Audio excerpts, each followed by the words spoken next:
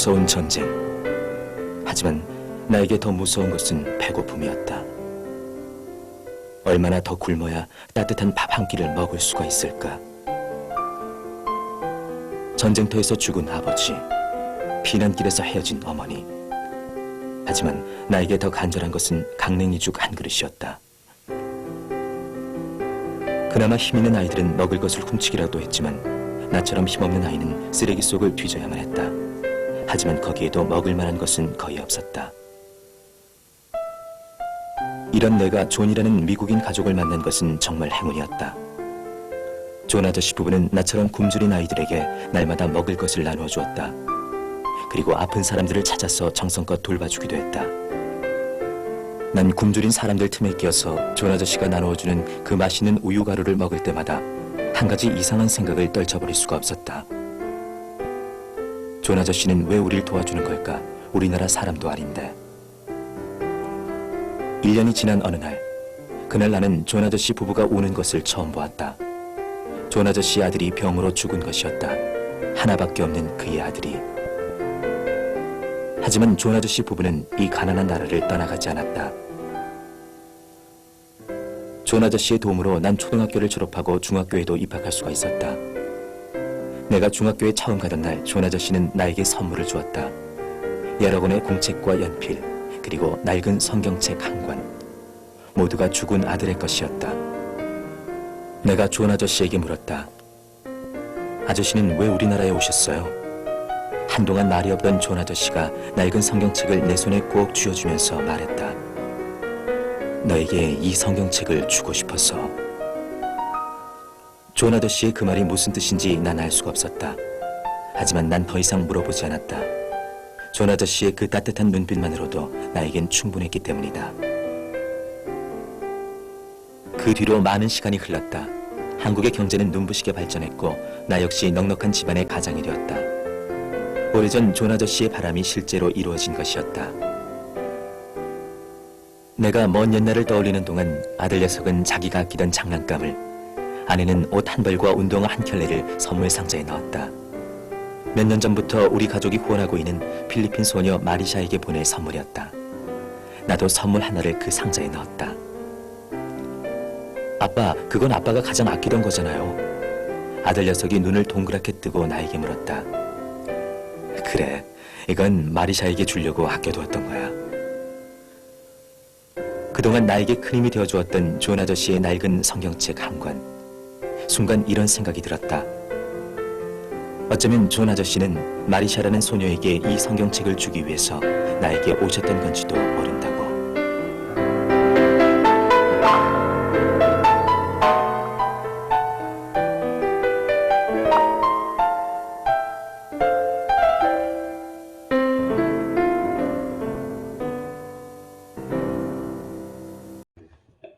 전쟁 속에 부모님을 다 잃고 이렇게 선교사를 만나서 성경을 선물 받고 이렇게 건강한 가정을 이루게 된 한 사람의 이야기 속에 성경책 한 권이 주는 그 따뜻함과 그 복음의 메시지가 완전히가 잘 담겨 있는 것 같습니다. 우리가 가지고 있는 이 성경책 한번 보십시오. 그리고 이게 이 성경책을 가지고 있다는 게 참 놀라운 기적입니다. 근데 우리는 이걸 평범하게 생각을 하기 때문에 그냥 뭐 서점에 어디 가면 만날 수 있고 교회 오면 언제든지 뒤적거릴 수 있고 이렇게 생각을 하지만요. 그리고 이 성경이 고대에는요 구하기가 쉽지가 않습니다. 책 자체가 구하기가 힘들었어요. 그래서 이집트에서는 파피루스를 쫙 해가지고 갈대를 엮어가지고 거기에 필사를 하면 성경이 얼마나 두껍겠습니까, 그죠? 그리고 이 양의 가죽, 양피지라고 그러죠. 양을 죽여야 가죽이 하나 나옵니다. 그게 그릇저가 얼마나 적겠어요. 양피지나 비싼 파피루스를요 어디 구할 수가 없어요. 그래서 우리가 성경을 읽어보면 바울사도가 회람하라 이렇게 이 사실은 다른 사람들이 이렇게 하는 게 성경이 하나밖에 없는 거예요. 우리처럼 종이가 돼가지고 있는 게 아니고 돌아가면서 사람들이 그 말씀을 읽고 자기 읽고 나면 끝나는 거예요. 읽을 때 한 번 잘 읽어야 돼요. 끝나는 거예요. 이렇게 다른 사람 줘야 돼요. 그래서 사람들이 이제 그 말씀을 기록을 하고 이렇게 사본들이죠.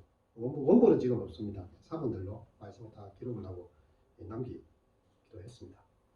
중세가 되었을 때예요. 이제 그래도 로마가 기독교 왕국이 되고 콘스탄틴 대제 이후로 성경을 자유롭게 읽을 수 있게는 됐지만 여러분 성경이 헬라어, 히브리어, 아람어로 되어져 있어요. 못 읽습니다. 이거 까만 거는 글씨고 하얀 게 종이라는 것밖에 몰라요. 여러분 그 초등학교 나온 사람한테 한자만 가득히 있는 성경을 줘봤자 읽겠습니까? 못 읽습니다. 이 라틴어 어려운 원어는 아무나 읽지를 못해요. 그래서 우리 움베르토 에코의 유명한 소설이 있고 영화 보면 장미의 이름이라는 영화 있는데 수도원에서 수도사들은 다 지성인들입니다. 당시에 그 언어를 배운 사람들, 고대의 언어를 배운 사람들. 그래서 그 말씀을 필사하고 그리고 성직자들 외에 성경을 읽는 것도 굉장히 이단시했어요. 감히 성직자 외에 성경을 펼치다니. 이거 굉장히 이단시했어요. 왜냐하면 그 성경을 해석할 수 있는 권위는 오직 성직자에게만 있는 거예요. 그래서 일반 사람들이 성경을 구해서 읽는다는 것 자체가 불가능한 뿐 아니라 그 자체가 금기시대던 시대가 중세 시대였습니다. 이제 마틴 루터가 참 종교 개혁을 해야 될 때 제일 중요한 게 모든 사람에게 성경을 읽게 하자는 것이죠. 그래서 당시에 독일어죠. 우리로 말하면 한글 성경을 만들어가지고 읽기 좋게 구텐베르그가 이제 또 인쇄술이 또 만들어지지 않습니까? 거기다가 엄청 성경을 찍어가지고 누구나 읽을 수 있는 독일어 언어로 성경을 다 읽을 수 있도록 이렇게 해주었던 게 종교개혁의 중요한 시발점이었죠. 성경을 읽어보니까 중세의 교회는 교회가 아닌 것입니다. 이거는 종교 권력 집단인 거예요. 그래서 사람들이 종교개혁을 일으키면서 목숨 바쳐서 성경에도 없는 이야기들을 막 해대면서 그 당시에 이 사람들을 억압하는 종교적 힘이었기 때문에 이제 종교개혁 시대를 넘어서면서 시대가 근대화되는 중요한 촉발점이 되게 됩니다. 그리고 성경을 누구나 읽을 수 있도록 해준 것이죠. 성경을 읽고 보니까 자기들이 말했던 칠성례와 엄격한 뭐 예식과 자기들이 말하는 가톨릭의 수많은 예전들이 종교적인 흐려식일 뿐이었던 거죠. 예수 잘 믿고 오직 의인은 믿음으로 살리라. 루터 이거 하나 딱 발견하고 그 메시지를 전했거든요. 그 종교의 그 수많은 굴레들로부터 율법으로 가득 차버린 원래 복음은 율법에서 복음을 이야기하게 되는데 어느새 중세교회는 또다시 율법으로 들어가 있는 거죠. 온갖 그 규정들과 규칙들을 만들어 놓고 그래서 이걸 폐기시키고 오직 말씀으로 돌아가자. 그래서 이 개신교의 강단은 전통적으로 약간 높은 곳에 위치를 합니다. 그게 뭔가 하면 말씀이 권위가 제일 중요하다는 거죠. 말씀을 가르치는 권위. 성경 이외에는 어느 누구도 그 권위 앞에 설 수가 없다. 근데 중세교회는 성경의 권위보다 사제의 권위가 더 높았습니다. 성경보다 성경을 해석하는 사제의 권위를 더 높였기 때문에 특별히 이제 교황에 말하면 하나님 말씀을 보다 더 위에 있습니다. 그러니까 이게 문제가 된 거죠. 종교개혁의 정신은요, 말씀 밑에 들어가는 겁니다. 어떤 성직자라 할지라도, 어떤 뭐 대형교회 목사나 뭐 누구나 할지라도 말씀의 권위 앞에서 이렇게 조정받아야지. 자기가 성경을 막 이렇게 위에 올라가는 것은 아니다. 그래서 말씀의 권위 앞으로 내려가는 그런 일이 이루어지게 된 것입니다.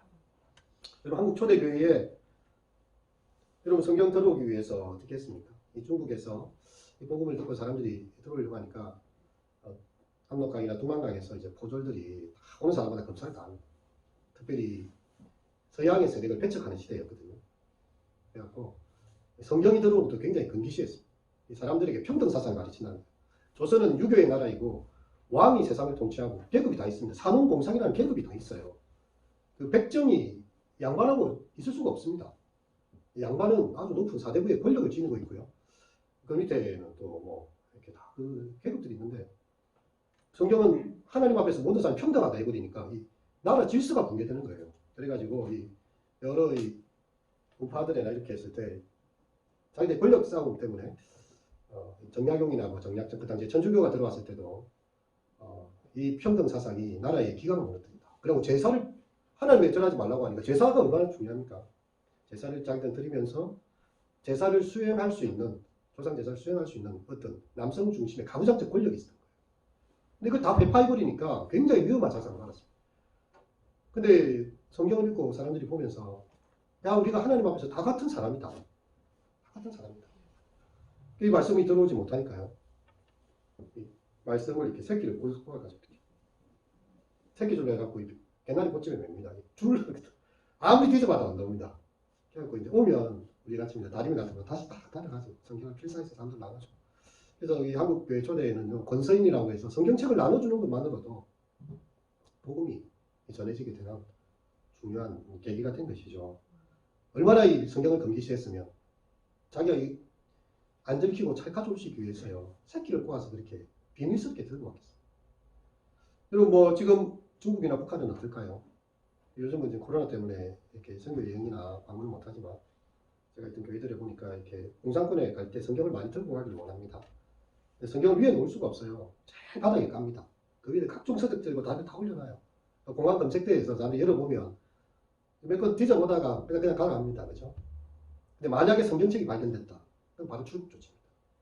그래도 이 성경을 갖다 줘야 돼요. 그래서 그 성경을 밑에 보이지 않게 잘 깔고 그렇게 보내주는 거죠. 신이 보낸 사나이라는 그 영화가 북한 지하교회 성도들 다루고 나왔는데요. 북한에서는 성경을 가지고 있는 것 자체가 사형감입니다. 이거 들고 있는 것 자체가 사형감이에요. 딴 게 아니고. 우리는 뭐 성경을 들고 다니기 귀찮아서 안 들고 다닐 수도 있지만 들고 있고 발견되는 것 자체가 사형감이에요. 이 종교의 아편, 민중의 아편, 종교, 이 성경을 어떻게 읽을 수 있느냐 이래가지고. 그러니까 북한의 성경을 어떻게 읽는가 하면 여기 나오는데 땅에다가 이렇게 항아리를 파묻습니다. 성경책을 얼굴로 다 덮어놔요. 예배드리거나 할 때마다 비밀하게 보내가지고요. 잠시 읽고 또 가서 살짝 집어넣습니다. 절대 들키면 되는 게 아니에요. 이제 북한 성도들에게 당신의 평생 소원이 무엇입니까? 카타콤 선교회에서 이런 여러 걸 하면서 그분들은 소원이 딴 게 없었어요. 내 평생에 내가 읽을 수 있는 평생 읽을 수 있는 성경 한 권만 있으면 좋겠다는 거예요. 정말 내가 읽을 수 있는 하나님의 말씀 한 권만 있다면 내 평생 소원이 없겠다. 그래서 이 북한 선교 하시는 분들이 어떻게든 이 성경을 비밀스럽게 전달해 주기 위해서요. 정말 여러 가지 방법들을 쓰고 애를 쓰고 있는 거죠. 그래서 이 중국이나 북한이나 이슬람권도 마찬가지입니다. 성경이 반입되지 못하고 있는데 둘러스오라는 이 배나 로고소를 한 OM 선교, 해양 선교에 있어요.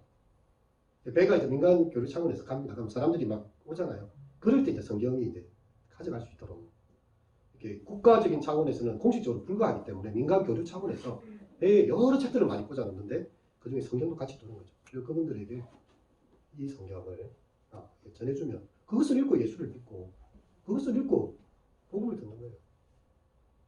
여러분 이것이 바로 하나님의 말씀의 능력이 되는 것입니다. 우리 초대교회, 우리 한국교회 토마스 선교사라고 아실 텐데 중국 선교하다가 25살의 젊은 나이였죠. 한국에 복음을 전해야 되겠다는 게 들었습니다. 그래서 이 저널 셔먼을 타고 배를 타고 왔는데 서양의 외양선이 들어온다 해서 폭격을 다 해가지고 배를 침몰시키고 올라오는 사람마다 다 이렇게 목을 쳐서 죽였어요. 근데 토마스 선교사가 그때 있었던 거죠. 토마스 선교사가 자기가 가지고 있던 성경 한 권을 줬습니다. 고졸한테. 내가 이 성경 전해주러 왔다고 죽인 거예요. 우리나라의 선교사의 최초의 선교가 이 토마스 선교사거든요. 그래서 이 성경을 보니까 뭐 성경이라고 모르는 사람들이니까 들고 왔던 사람이 종이 질이 너무 좋은 거예요. 그래서 벽지로 하고 도배를 해놨어요. 근데 자세히 읽어보니까 한글로 돼 있어요. 하나님이 세상을 이처럼 사랑하사. 아니 이건 또 무슨 말인가? 하나님의 미리 떨어져 죽지 아니하면 하나를 그대로 죽어요. 알고 보니까 도배한 게 다 성경 말씀. 그거 읽다가 예수를 믿었습니다. 그래가지고 우리가 잘 아는 평양의 장대현 교회가 생겨나게 됐어요. 맨 처음에는 그 교회가 이렇게 소래교회라고 하죠. 1905년 소래교회가 생겨나고 그게 이제 장대교회 전신이 되는데 성경만 읽어도 하나님이 성령이 역사하시는 거죠. 근데 지금 우리 한국은요, 그냥 성경이 어디에나 있습니다, 진짜. 기독교 서적만이 아니라 일반 서적계가도 있고요. 기도원 선교에서 얼마나 이 군대마다 학교마다 또 나눠주는지 이렇게 많은 성경을 읽으라고 이야기합니다. 세계 최고의 베스트셀러 하면 누구도 이를 달지 않습니다. 성경이라고 이야기하죠. 근데 여러분 성경을 얼마나 읽어봤습니까? 정말 성경이 사모해서 숨죽여가면서 이 말씀을 이렇게 읽어본 적이 최근에 있었습니까? 교회에 오니까 예배 시간이니까 잠시 한번 펴봤다가 또 닫아놓고 여러분 우리 성경 한 권을 전해주기 위해서 선교사들과요 그 수많은 사람들이 순교당하고 이렇게 했다는 사실. 정말 우리는 성경을 어떻게 읽고 있는가? 하나님과 사귐을 갖기 위해서는요 하나님의 뜻을 알아야 돼요. 그러려면 하나님의 말씀을 봐야 돼요. 성경의 저자가 누구인지 한번 보도록 하겠습니다. 성경은 책이 저시죠. 여기도 순서대로 4강에 성경의 저자는 누구인가 보시면서 하셔야 됩니다. 저자는요 한 1600년간에 40여 명의 저자들이 나옵니다. 근데 너무 직업군이 다양해요. 아모스 같은 사람은 뽕나무 키우는 사람이었고요. 베드로 같은 사람은 어부 잡는 어부였죠. 뿐만 아니라 거기에는 왕도 있었고 다윗처럼 아니면 이 직업군이나 모든 게 다 다양해요. 근데 그 다른 사람들이 1600년간이나 썼던 책인데 그리고 이것이 하나의 이야기가 통일성 있게 이렇게 이루어지고 있어요. 어떻게 이렇게 한 저자가 적은 것처럼 각 사람이 각각 적었는데 다른 시대에 다른 이야기를 적었는데 이사를 읽어보면 또 여기 사순절 나와 있지만 예수님 십자가의 복음서에 예수님 십자가에 달려 죽으심에 대해서 이사에서 딱 예언을 하고 있잖아요. 그의 죽으심에 대해서 그가 찔림은 우리의 허물을 인하며 그가 상함은 우리의 죄악을 인하며 그가 징계를 받으므로 우리가 평화를 누리고 그가 채찍을 맞으므로 우리가 나음을 받았다. 다 이 예언의 말씀과 이 모든 게 다 조명이 돼서 성령께서 영감하셨다. 단순히 그냥 기계적으로 막 받아 적은 게 아니고요. 성령의 영감이 그 가운데 들어가게 됩니다. 그래서 이 성경은 성령에 감동된 자들이 하나님께 받아 말한 것이죠. 이게 성경이 말하고 있는 중요한 이 성경에 대한 이해입니다. 성경을 잘 알지 못하는 사람들은 그냥 뭐 사람들이 적은 책이지. 예. 그걸 신격화시킨 게 기독교다 이렇게 생각. 근데 우리는 하나님의 말씀을 통해서 잘 알고 있죠. 장자크 루소의 유명한 일화가 있는데 이 성경 자기가 볼 때는 성경이 참 거짓이었다는 거죠. 이런 황당한 이야기를 하는 이 성경을 불태워서 다 없애고 앞으로 이거에 대해서는 다시는 사람들이 호도되지 않도록 그렇게 하겠다 이렇게 했는데 이 사람 얼마 안 해서 죽었어요. 희한한 것은 그 살던 집이 시간이 지나서 영국 성서공회가 그 집에 루소의 집을 성경을 펼쳐내는 공장으로 삼았습니다. 희한한 일이죠. 이런 허무맹랑한 이야기는 사람들이 앞으로 믿지 않을 것이 우리 시대에 다 없어질 거다 이렇게 말했던 루소는 죽고 오히려 영국 성서공회가 우리 한국 성서공회처럼 공회가 그렇게 생겨가지고요 성경을 찍어내고 지금도 성경은 읽혀지고 있다는 거죠. 그래서 이 세상의 모든 책은 사람들이 다 적은 것이지만 성경은요 성령의 영감을 받은 사람들이 하나님께 받아 말한 책이다. 네. 베드로 사도가 그것을 분명히 전해주고 있습니다. 성경 곳곳마다 그렇게 이야기해주고 있습니다. 하나님께서 말씀하신 책인 거죠. 하나님의 말씀. 그래서 우리가 성경을 펼칠 때 오늘 함께한 하나님의 말씀은 이렇게 펼치고 있죠. 네. 그래서 사실 엄격한 의미로 보면 성경을 읽는 시간이 설교를 듣는 시간보다 더 중요합니다. 왜 그럴까요? 왜냐하면 성령께서 직접 말씀하신 성경 자체가 주는 메시지가 있는 거죠. 그래서 어느 수련회 가면 설교 하나도 안 해요. 성경만 읽어요. 그냥 66권 통독만 해요. 그래도 성령이 막 불러 역사합니다. 왜냐하면 하나님 말씀이 자신을 드러내시기 시작하니까 뭐 이렇게 해석도 안 붙입니다. 설명도 안 해요. 그냥 본문만 읽는데 그냥 눈물이 줄줄 흐르고 회개가 튀어나오고요. 성령께서 적으신 글이기 때문에 그렇게 될 수밖에 없는 것이죠. 그렇다고 해서 무슨 마술책이 아닙니다. 우리는 이것을 읽고서 하나님의 뜻을 분별하는 책이다. 우리 2절 말씀 읽었지 않습니까? 다시 한번 읽어보겠습니다. 너희는 이 세대를 본받지 말고 오직 마음을 새롭게 함으로 변화를 받아 하나님의 선하시고 기뻐하시고 온전하신 뜻이 무엇인지 분별하도록 하라. 하나님의 선하시고 기뻐하시고 온전하신 뜻이 있으십니다. 근데 그 뜻을 어디에 펼쳐 놓으셨겠습니까? 네, 성경 가운데 펼쳐 놓으신 거죠. 그래서 너희가 읽고 말씀을 가지고 잘 분별하라고 이야기를 하는 것입니다. 우리 성경을 덮어놓고 이 자꾸만 다른 데서 뭔가를 하나님의 뜻을 자꾸만 달라고 이렇게 이야기할 때가 많은데요. 우리는 말씀을 펼쳐놓고요. 그 뜻이 분명합니다. 우리가 모르는 말로 기록이 된 게 아니에요. 이 고대 그리스 시대나 이런 때 보면 전쟁을 나가기 전에 왕들이 이렇게 이제 주술사를 찾아갑니다. 요즘도 사람들이 대통령 하려고 무당을 찾아가더라고요. 참 황당한 일인데 옛날도 그렇고 지금도 더 똑같은 것 같습니다. 하여튼 뭐 무당을 찾아가니까 무당이 이번 전쟁에서 큰 나라가 뭐 이 전쟁에 크게 이길 것이다 이렇게 막 예언을 해요. 그것도 말로 조목조목 말로 이야기한 게 아니라 좀 이렇게 엑스타시 상황에 이 나라가 저 나라를 이길 것이고 약간 애매하게 이야기합니다. 그럼 이것을 받는 사람은 자기가 받고 싶은 대로 받는 거예요. 이 나라가 다른 나라를 이긴다는 게 자기 나라가 질 수도 있다는 말이거든요. 그게 당신 왕이 이긴다 이렇게 말도 안 해요. 왜냐하면 이 주술사들이 괜히 잘못 말했다가 나중에 죽거든요. 전쟁이 지고 나오니까 자기 아들 아궁이 다 있는 거예요. 한 나라를 쳐서 이길 것이다. 이렇게만 이야기를 하고 애매하게 막 하면 엄청난 돈을 갖다 바치고 이제 나는 이길 것이다 생각하고 전쟁하는 거예요. 아무도 책임지지 않습니다. 근데 우리가 성경을 읽어보면요. 우리 지난 시국 기도회 때도 이렇게 말씀하셨죠. 왕을 세울 때 어떤 왕을 세워야 되냐고 나와 있잖아요. 괜히 이방인에게 있는 뚱뚱한 사람 세우게 너희 형제 중에서 너희 형편을 잘 아는 사람이 왕이 돼야 되고 하나님께서 택하신 자가 왕이 돼야 되고 이렇게 아내를 많이 두는 사람은 왕이 될 자격이 없고 또 이렇게 은금을 탐하고 그것을 많이 쌓아두는 사람도 왕이 될 수 없고 또 어떻게 이야기했습니까? 예. 하나님의 말씀을 가까이 두고 그것을 지혜롭게 보는 사람이어야 된다. 그리고 마병을 두지 마십니다. 많이 두지 마십니다. 애굽으로 가서 다시 마병. 하나님의 말씀은 왕을 세우는 규정 자체도요. 애매하게 되어져 있지 않고 그 가치와 그 모든 것이 분명하게 기록이 되어 있어요. 그거에 맞게끔 우리가 지도를 받을 수 있도록 큰 방향을 다 이렇게 제시하고 있어요. 성경을 읽지 않고 우리가 임의로 판단하지 않도록 우리 성경을 주셨습니다. 그러면 신구약이 나뉘어져 있죠. 우리가 잘 알듯이 지금 세가족 교육입니다. 성경이 총 몇 권입니까? 66권으로 되어 있죠. 구약이 몇 권입니까? 39권. 신약은요? 너무 잘하시네. 구구 단어 외워보겠습니다. 39, 27. 그래서 구약 39권에 신약 27권이고 총 66권으로 되어져 있습니다. 그러면 왜 구약은 구약이고 신약은 신약이라 하는가? 구약은 오래된 약속, 올드 테스트먼트죠. 신약은 새로운 약속, 뉴 테스트먼트로 나뉘는데 그러면 이것은 도대체 무엇을 기준으로 나뉩니까? 예수 그리스도의 반석 이전과 이후입니다. 예수님 오시기 전에 구약의 예언이고요. 예수 오심의 성취죠. 예수님을 기준으로 성경이 나뉘고 있는 것입니다. 그리고 이 구약은 신약의 그림자와 같아요. 구약 속에 신약이 다 숨겨져 있고요. 그리고 이제 신약은 구약이 실체화돼서 나온 것이고 신약 속에는 구약이 펼쳐져 있습니다. 구약의 레위기를 보면 얼마나 복잡한 제사법들이 나옵니까?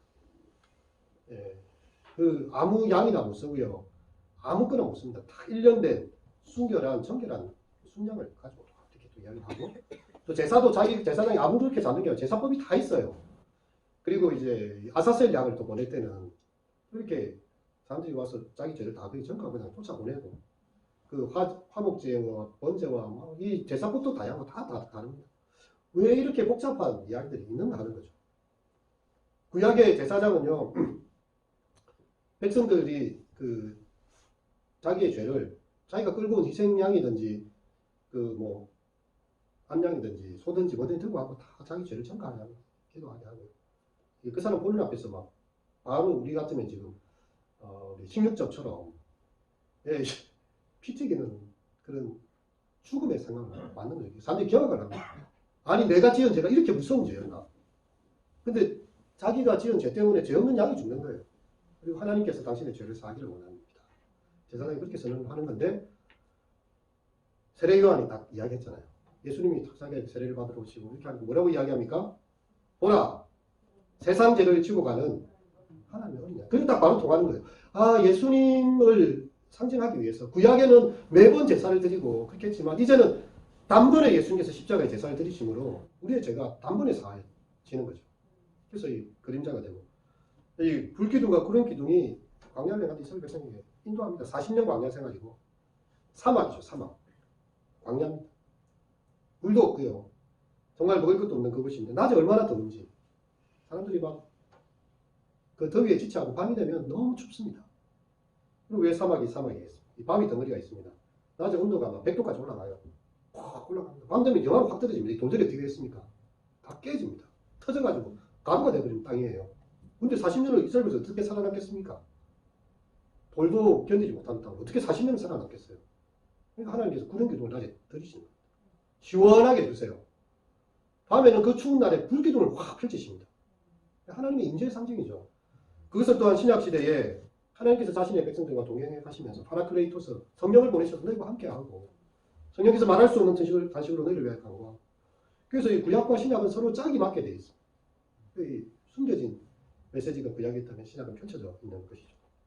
하나님께서 우리에게 왜 성경을 주셨는가?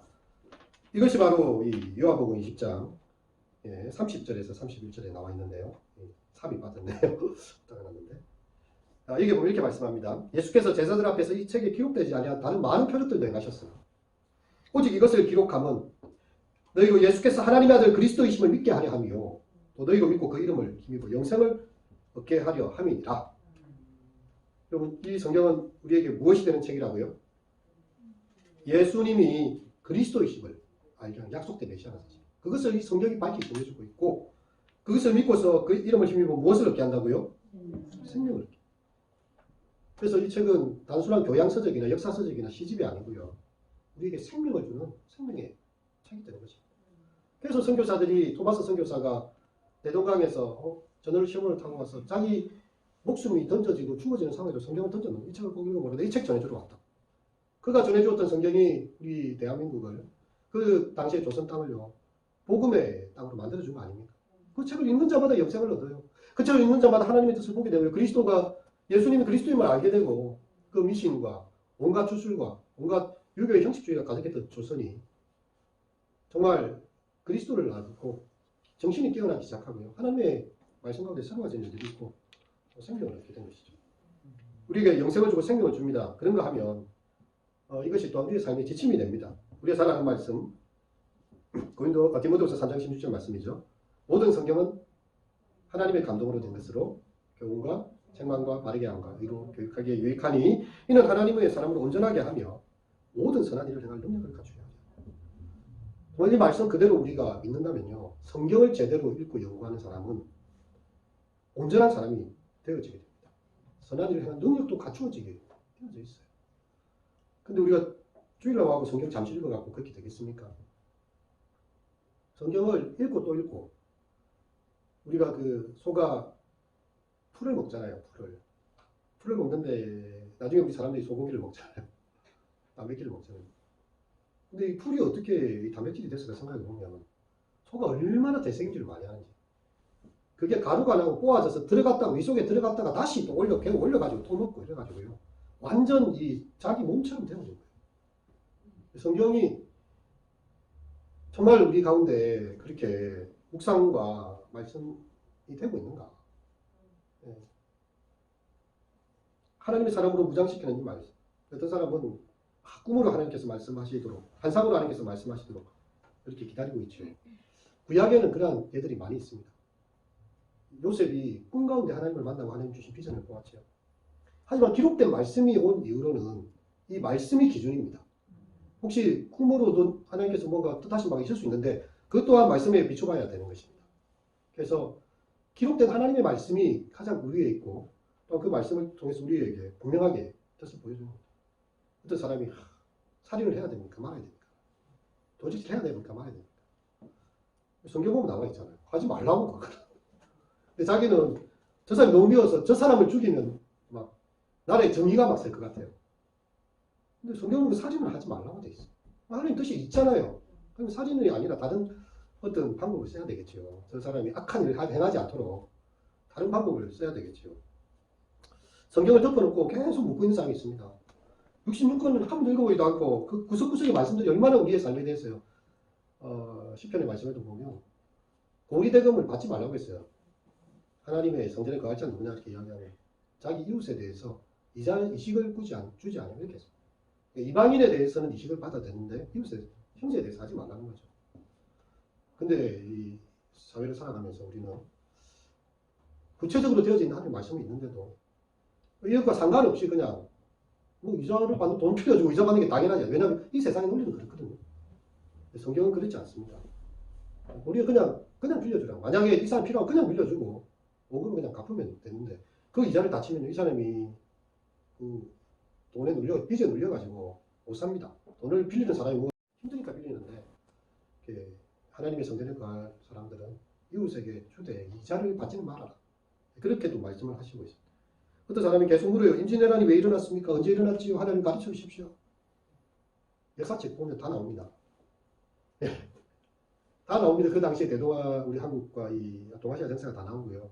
일본이 어떤 말로 이렇게 오고자 했는지 그런 것들 다 나오고 왜 일어났던 날짜도 다 나옵니다.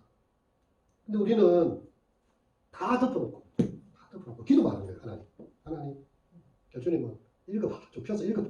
내가 왜 성경을 줬겠니? 왜 성경을 줬겠니? 그렇게 말씀하는 거죠.